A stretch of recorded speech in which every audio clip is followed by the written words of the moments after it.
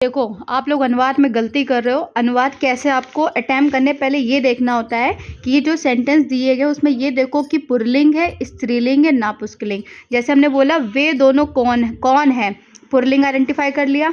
अब आइडेंटिफाई करो कि ये जो वे दोनों कौन है ये हमको द्विवचन का दिया है। क्या दिया है? द्विवचन।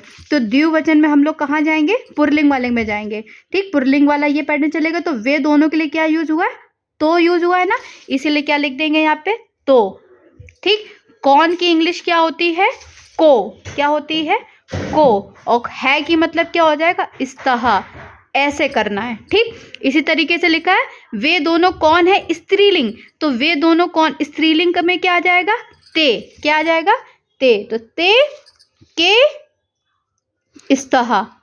ठीक, क्रिया आपकी वही चलेगी। जैसे क्रिया हमने क्या बताया यहाँ पे? इस्तहा। देखो इस्तहा से खत्म हो रहा है। अब आया वे दोनों क्या है? नापुंसकलिंग। तो क्या यूज करेंगे? ते। तो ते के इस्तहा। समझ आया? इस तरीके से टेबल यूज करने की सबसे पहले हमको यह आइडेंटिफाई करना है कि वो पुल्लिंग है, स्त्रीलिंग है, नापुंसकलिंग।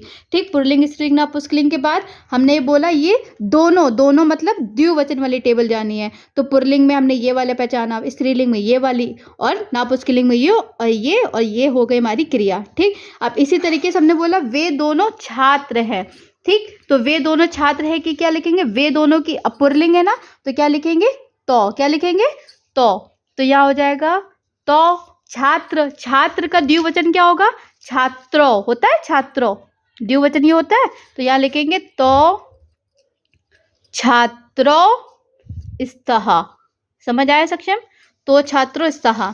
फिर अब लिखा वे दोनों बालिकाएं हैं। तो वे दोनों की अनुवाद क्या हो जाएगा? तो बालिकाएं। बालिकाएं का द्विवचन क्या होगा? छात्रे होगा यहाँ पे, छात्रे। तो क्या लिखेंगे? तो छात्रे इस्तहा। क्या होगा? तो छात्रे इस्तहा। ठीक, सॉरी तो कह रहे हैं, ते छात्रे इस्तहा।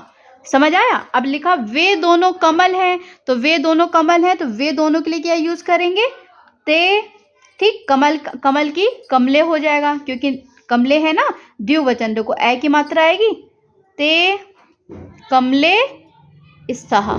ठीक, ऐसे टेबल यूज करनी है। हमने इसको कैसे पहचाना? हमने लिखा ये देखो सारे द्विवचन है, तो द्विवचन की आपकी ये टेबल चलेगी। सबसे पहले ये पहचाना, द्विवचन की ये टेबल चले। अब देखो पुल्लिंग है तो यूज किया, स्त्रीलिंग है तो हमने तय यूज किया, नापुंसकलिंग है तो तय यूज किया। ठीक, और यहाँ पे ये संज्ञा होती है, तो संज्ञा में सिर्फ आपको द्विवचन वाला याद रखना है। जब पुल्लिंग होगा तो पुल्लिंग में अ की मात्रा, और स्त्रीलिंग में ए की मात्रा, और नापुंसकलिंग में ए की मात्रा। ठीक, इस तरीके से।